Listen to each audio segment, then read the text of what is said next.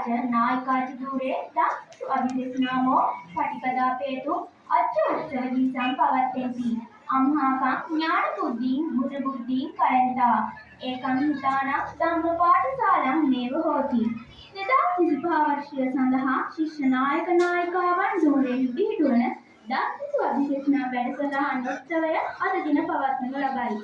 අපගේ ජීවිතයේද ඥාන බුද්ධියද ගුණනයද වැඩි දියුණු කරන එක ස්ථානීය දහම් පාසලයි.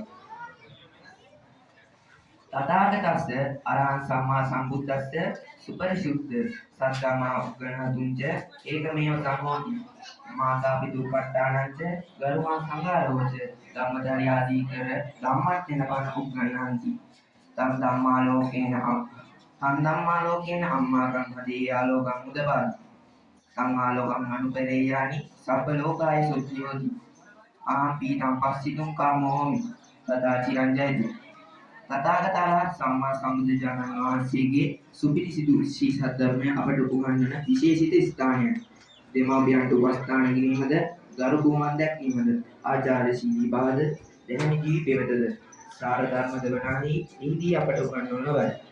එයින් ලැබෙන ධම්මාලෝකයෙන් විහිදෙන ගුණය සියලු ලෝකයට යහපතක්ම වෙයි. මම මේ සතුට දක්නට කැමැත්තෙමි. එම ධම්මාලෝකය ලෝක බොහෝ කල් පවතිවා.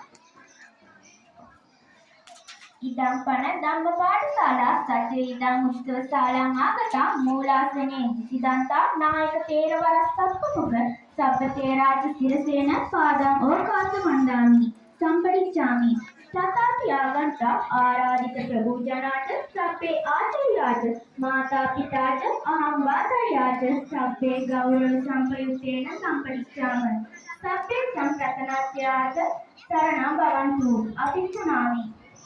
ඉතින් අපේ දහම් පාසලේ දැන් මේ පැවැත්වෙන උත්සව සභාව සඳහා වැඩම කොට වදාළ මූලාසනාරූඪ නායක හාමුදුරුවන් ඇතුළු මහා සංඝරත්නය ගෞරවයෙන් පිළිගන්නෙමි.